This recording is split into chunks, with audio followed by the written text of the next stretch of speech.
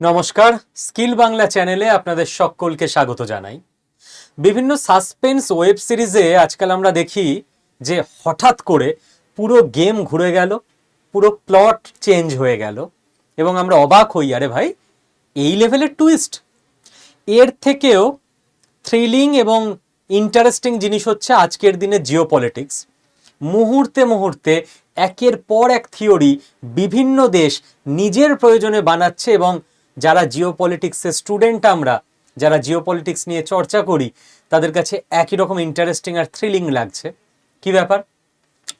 আমেরিকার এই মুহূর্তের যে পরিকল্পনা সামনে এসছে অফিসিয়াল, আমি প্রত্যেকটা উইথ তথ্য প্রমাণ বলবো, সেটা হচ্ছে C5 তৈরি করা। C5 মিন্ট থেকে রিপাবলিক ওয়ার্ল্ড, নিউজ 18 থেকে ভাস্কর ইংলিশ, প্রত্যেকে এটাকে কভার করেছে। C5 মানে পৃথিবীর সব থেকে শক্তিশালী গ্রুপ হতে চলেছে C5। C5, সি মানে কোর, কোর 5। উদ্দেশ্য কি? কারা এই কোর 5?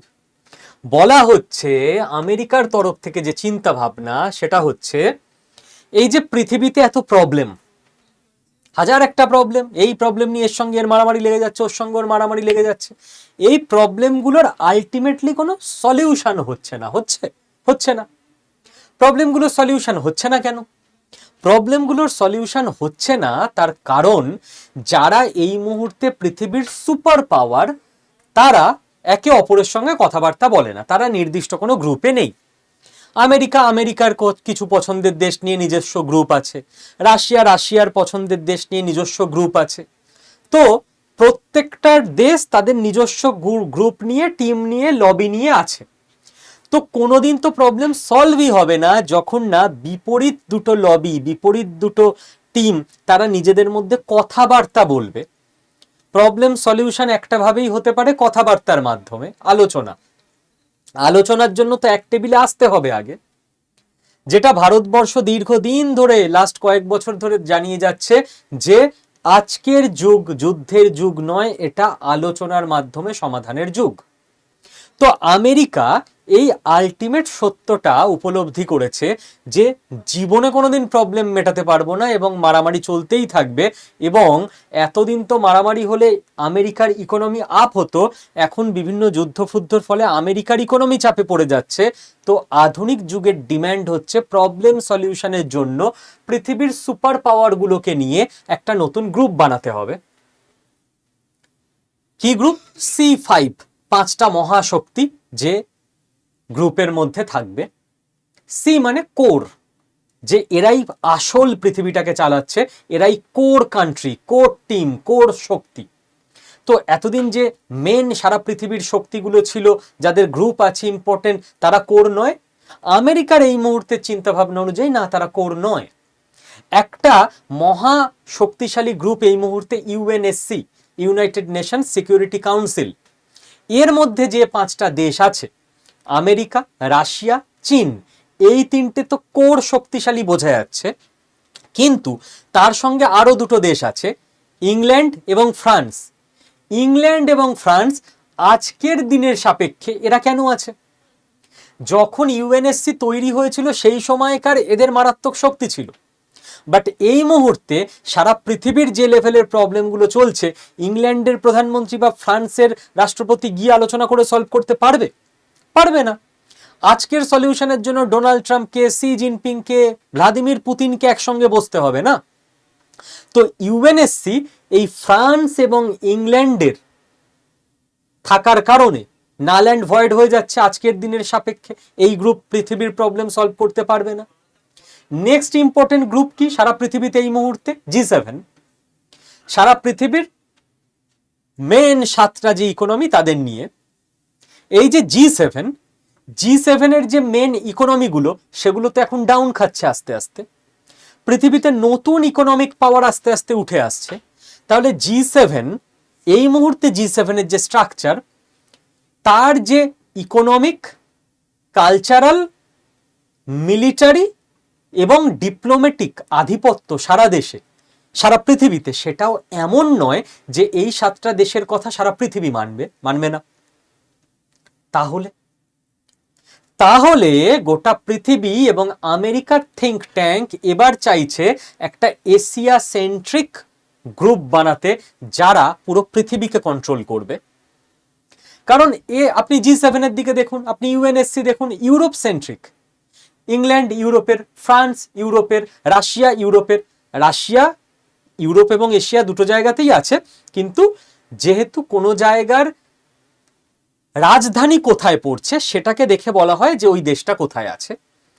তো সেই হিসেবে রাশিয়াকে ইউরোপিয়ান কান্ট্রি ধরা হয়, যেহেতু মস্কো ইউরোপের মধ্যে পড়ছে রাজধানী। তো এটা তো ইউরোপ সেন্ট্রিক হয়ে গেল। কিন্তু আমি সবসময় আপনাদেরকে এই চ্যানেলে যেটা বলি, যে পৃথিবীর শক্তি কেন্দ্র ক্রমশ ইউরোপ থেকে আমেরিকা হয়ে এশিয়াতে ফিরে আসছে, এবং সভ্যতার উৎস, যে আদি সভ্যতার যে প্রাচীন কেন্দ্র, সেই কেন্দ্রে শক্তি আবার ফিরে আসছে নিজের জায়গায়, এবং সেটা হচ্ছে এশিয়া। তাই দেখুন যে নতুন C5 প্রস্তাব করা হচ্ছে আমেরিকার তরফ থেকে, সেখানে আমেরিকা ছাড়া কে আছে? রাশিয়া, যে ইউরোপের প্রতিনিধিত্ব করছে। ইউরোপের বাকি দেশ, ইউরোপ বলতেই আপনার মাথায় যেগুলো আসে, ইটালি, জার্মানি, ইউকে, ফ্রান্স, কেউ নেই। রাশিয়া, যার রাজধানীটা কেবল ইউরোপে, বাকি দেশটা তো এশিয়ায়। আর কে রয়েছে? চীন Asia, India Asia, Japan Asia. তো পুরো এশিয়া সেন্ট্রিক একটা গ্রুপ, আর তার সঙ্গে থাকতে চাইছে আমেরিকা। মানে আমেরিকা বুঝতে পারছে যে নেক্সট 100 বছরের ওয়ার্ল্ড অর্ডার হতে চলেছে, এতদিন যেটা ছিল America plus Europe, America plus Asia হতে চলেছে। যে এখন যদি এশিয়ার সঙ্গে আমি সমঝোতা না করি, তাহলে 50 বছর পর আমেরিকাও আউট হয়ে যাবে, অনলি এশিয়া হয়ে যাবে, এবং সেটা আমেরিকা এখন থেকে প্ল্যান করে, ক্যালকুলেশন করে হ্যান্ডেল করতে চেষ্টা করছে। এবার আপনি বলবেন আমেরিকা বুঝলাম এই মুহূর্তের সুপার পাওয়ার, রাশিয়া বুঝলাম আমেরিকার 1 নাম্বার সামরিক প্রতিদ্বন্দ্বী, চীন বুঝলাম আমেরিকার পরই সেকেন্ড ইকোনমিক পাওয়ার, ইন্ডিয়া বুঝলাম 1 বছরের মধ্যে অফিসিয়ালি 3rd ইকোনমিক পাওয়ার হিসেবে উঠে আসবে। জাপান কেন? হঠাৎ করে জাপান কোত্থেকে চলে এলো? তার থেকে আফ্রিকা মহাদেশের কোনো একটা দেশকে রাখতো, ল্যাটিন আমেরিকার কোনো একটা দেশকে রাখতো, ব্রাজিলকে রাখতো, তাহলে পৃথিবীর বাকি জায়গার প্রতিনিধিত্ব হয়ে যেত না? হঠাৎ করে এশিয়া মহাদেশের মধ্যে জাপান এমন কি গুরুত্বপূর্ণ হয়ে গেল? এই প্রশ্নটা তো থেকেই যাচ্ছে। আমার যেটা নিজস্ব চিন্তা ভাবনা, জিওপলিটিক্স যেটুকু বুঝি, আমেরিকা ছাড়া এই গ্রুপে বাকি যারা রয়েছে, রাশিয়া, চীন এবং ইন্ডিয়া, এই তিনটেই একজোট হয়ে যাচ্ছে এই মুহূর্তে। তো এই গ্রুপে আমেরিকা নিজেই সংখ্যালঘু হয়ে পড়ছে। তো আমেরিকার দরকার ছিল এমন একজনকে এই গ্রুপের মধ্যে নিয়ে আসা, যে আমেরিকার সঙ্গে দীর্ঘদিন একটা বন্ধুত্বপূর্ণ সম্পর্ক মেনটেন করে আসছে, এবং আমেরিকার ইশারায় যে চলবে। ইন্ডিয়া, রাশিয়া বা চীন তো চলবে না, চলবে জাপান। সেই জন্য জাপানকে এই গ্রুপের মধ্যে ঢোকানোর চেষ্টা করা হচ্ছে। যে জাপানের ওপর আমেরিকা দ্বিতীয় বিশ্বযুদ্ধের ওপর সময় বোম ফেলেছিল, সেই জাপান কিন্তু দ্বিতীয় বিশ্বযুদ্ধের পর থেকে আমেরিকার সিকিউরিটি ছত্রছায়াতেই থাকে এখনো পর্যন্ত, রাইট? এবার এবার আপনাকে যেটা বুঝতে হবে, যেটা জানতে হবে, সেটা হচ্ছে আমেরিকাকে যখন অফিসিয়ালি এই ব্যাপারে কোশ্চেন করা হয়, আমেরিকা সঙ্গে সঙ্গে ডিনাই করে দেয়, না না না, আমরা তো এইটা বলিনি। কিন্তু এই C5 এর কনসেপ্ট, যেটা নিয়ে সমস্ত মিডিয়াতে লেখা হচ্ছে, আমি আপনাকে একদম প্রমাণ দেখিয়ে তারপর আলোচনা শুরু করলাম, এইটা কিন্তু লিক হয়েছে আমেরিকার অফিসিয়াল সিকিউরিটি কাউন্সিলের ড্রাফট থেকে। আমেরিকার সিকিউরিটি কাউন্সিলের ফাইনাল যে বিজ্ঞপ্তি সেটা বদলে দিয়েছে, কিন্তু যেটা ড্রাফট বেরিয়েছিল, অফিসিয়ালি বেরিয়েছিল, আমেরিকার থেকে বেরিয়েছিল, সেইখানেই কিন্তু C5 এর কনসেপ্ট ছিল। কাজেই আমেরিকা আপাতত তো এটাকে অফিসিয়ালি ফাইনালি পাবলিশ করলো না, কিন্তু আমেরিকার গোটা প্ল্যান, পেন্টাগনে যেটা চলছে, আমেরিকার CIA এর মাথায় যেটা চলছে, সেখানে খুব ইম্পর্টেন্ট একটা প্ল্যানের মধ্যে রয়েছে C5।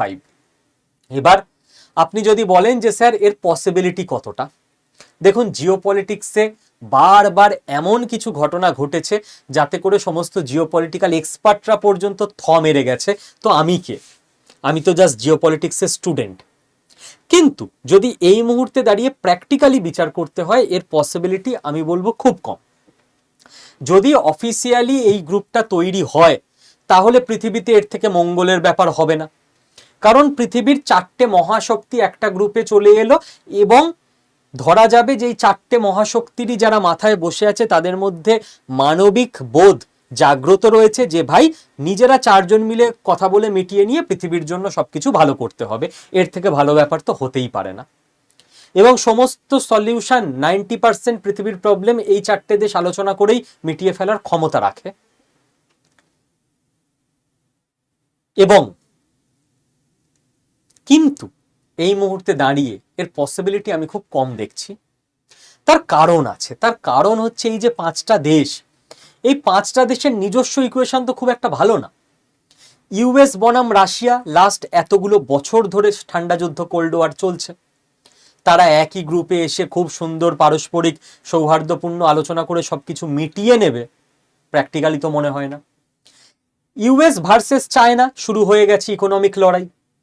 চীন এবং আমেরিকা একই পয়েন্টে সম্মতি দিয়ে দেবে, ঐক্যমত্যে পৌঁছে যাবে, মনে তো হয় না। সেখানে আমেরিকাকে কত স্বার্থত্যাগ করতে হবে, চীনকে কত নিজের জায়গা ছেড়ে সরে আসতে হবে। হ্যাঁ হ্যাঁ ঠিক আছে বাবা, এটাই হোক। আজকের দিনে কেউ যেখানে কাউকে 1 ইঞ্চি মাটি ছাড়ছে না, সেখানে যে কোনো ইস্যুতে দুজনেই দুজনের মতো জায়গা ছাড়বে, মনে তো হয় না। আর জায়গা না ছাড়লে অন্যদিকের লোকটাই বা কেন মেনে নেবে। রাশিয়া ভার্সেস চায়না রয়েছে। আপনি বলবেন স্যার এই আবার কি কথা বলছেন? ইয়েস, রাশিয়ার যে সিক্রেট ডকুমেন্ট সেখানে লেখা রয়েছে এটা, যে রাশিয়া আপাতত চীনের সঙ্গে তো একটা বন্ধুত্বপূর্ণ সম্পর্কে আছে, কিন্তু রাশিয়া কোনোভাবেই চীনকে বিশ্বাস করতে পারছে না, কারণ রাশিয়ার এই ভয় রয়েছে আস্তে আস্তে রাশিয়ার ওপর চীনের শ্যাডো পড়তে শুরু করবে এবং চীন রাশিয়ার অনেক কিছু কন্ট্রোল করতে শুরু করবে। আমি আরাত্তাই চ্যানেলে যারা আমার সঙ্গে যুক্ত আছেন সেখানে এরকম অনেক ইনফরমেশন দিই যেটা ইউটিউবে বলা সম্ভব হয় না। তো খেয়াল করে দেখুন, আমি পুতিনের ব্যাপারে বলতে গিয়ে আরাত্তাই চ্যানেলে আপনাদেরকে বলেছিলাম যে পুতিনের বডি ল্যাঙ্গুয়েজ অ্যানালিসিস করে দেখা গেছে পুতিন যখনই চীনের সঙ্গে এঙ্গেজ করে তখন পুতিনের মধ্যে একটা কশাস ভাব থাকে, সতর্ক ভাব থাকে। পুতিন চীনকে নিয়ে মোটেই খুব একটা রিল্যাক্সড নয়। কিন্তু পুতিন যখনই ইন্ডিয়ার সঙ্গে এঙ্গেজ করে, ওনার বডি ল্যাঙ্গুয়েজ অ্যানালিসিস করে যেটা সাইক্রিয়াটিস্টরা এবং এক্সপার্টরা বুঝতে পারেন সেটা হচ্ছে পুতিন একটা সেফ স্টেট পশ্চারে থাকেন। এই ব্যাপারগুলো আমি আরাত্তাই চ্যানেলে ব্যাখ্যা করে দিয়েছিলাম আপনাদেরকে। তো রাশিয়া চীনকে তো খুব একটা ভালোভাবে নেয় না লং টার্মে। চায়না ভার্সেস ইন্ডিয়া তো আছেই। চীন ইন্ডিয়া আপাতত 15 বছরের জন্য একসঙ্গে থাকবে বলে অঙ্গীকারবদ্ধ আমেরিকাকে ঠেকাতে, কিন্তু টেনশন তো থাকবেই এবং বর্ডার নিয়ে সমস্যা যেখানে টেনশন থাকবেই। এদিকে চীন ভার্সেস জাপান আছে। জাপানের ওপর 2 দিন আগেই জাস্ট একটা মিসাইল লক করে দিয়েছিল চীন, টেনশন বেড়ে গেছিল কি হয়।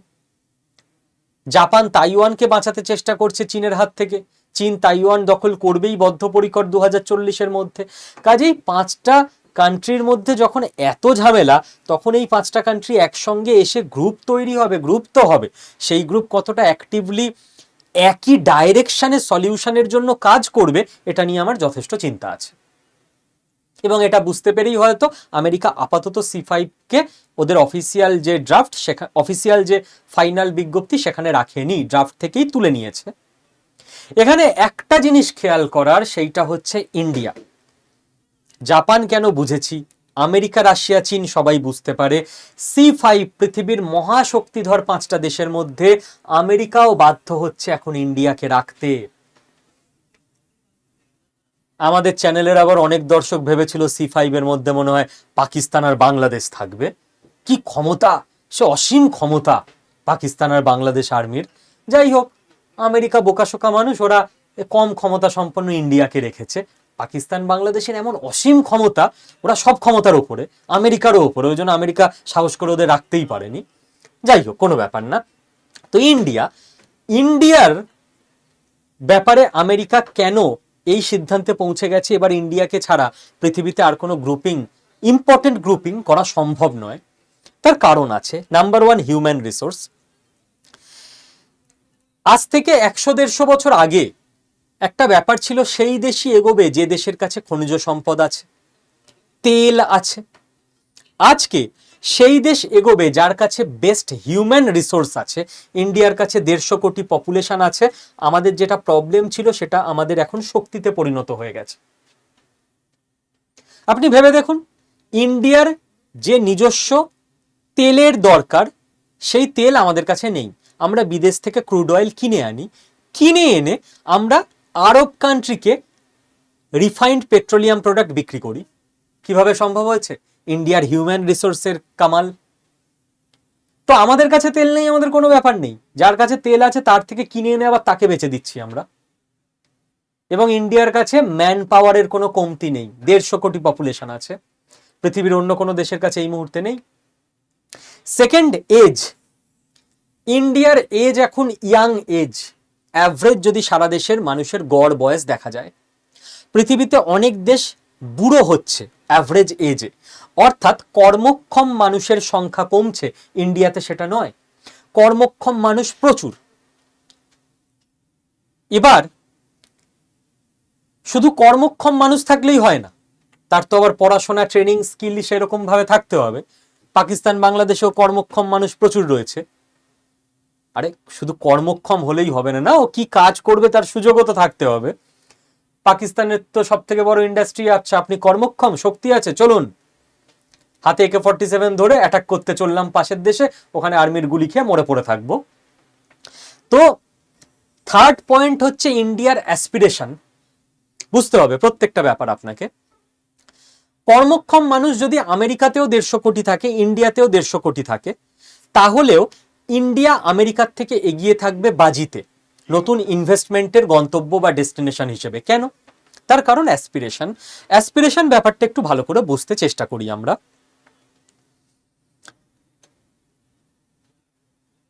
একটা ফ্যামিলি, সেই ফ্যামিলির প্রথম প্রজন্ম একদম গরিব ছিলেন, খেতে পেতেন না। কাজ করে, কষ্ট করে তিনি নিজে জীবনে খুব একটা কিছু করতে পারেননি, তার ছেলেকে বা মেয়েকে মোটামুটি পড়াশোনা শিখিয়েছেন যাতে সে একটা ক্লার্কের চাকরি পেয়ে যায় সরকারি। সেকেন্ড প্রজন্ম, সে জীবনে বিশাল কিছু করে নিতে পারেনি, ক্লার্ক হয়েছে সরকারি, তার আর খাওয়া পড়ার চিন্তা করতে হয় না। সেও জীবনে 20-25 বছর ধরে এফোর্ট দিয়ে তার সন্তানদের আরো ভালো স্কুলে পড়াশোনা করিয়ে, ভালো কলেজে আরো স্কিলিং করিয়ে ডাক্তার তৈরি করেছে, ইঞ্জিনিয়ার তৈরি করেছে, সায়েন্টিস্ট তৈরি করেছে। থার্ড প্রজন্ম। ফোর্থ প্রজন্ম, এই ডাক্তার বা সায়েন্টিস্ট বা ইঞ্জিনিয়ার, সেও দেখেছে তার বাবার আদর্শ, তার দাদুর আদর্শ, জীবনে কষ্ট করতে হয়, টাকা পয়সা পেয়ে বয়ে গেলে চলবে না। ফোর্থ প্রজন্ম ওরকম তৈরি হলো, doctor, engineer.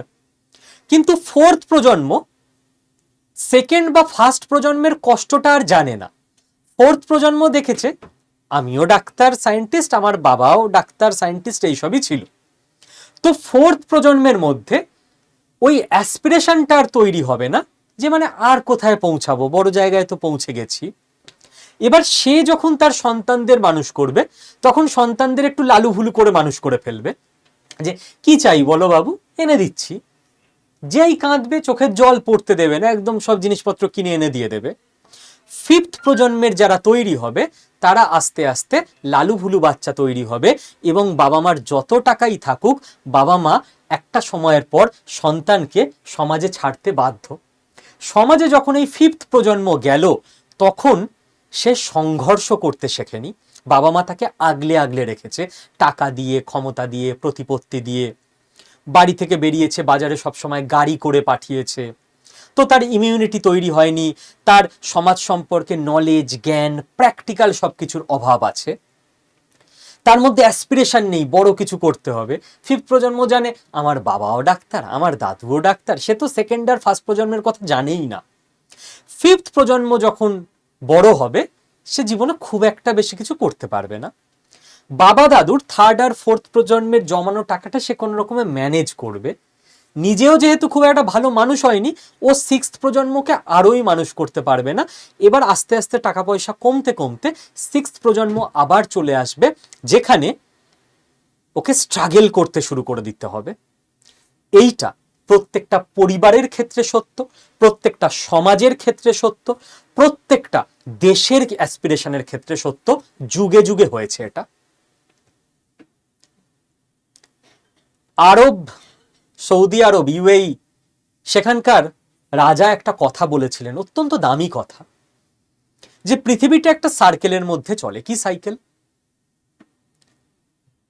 Hard Times create strong main, কঠিন সময় শক্তপোক্ত মানুষ গড়ে তোলে।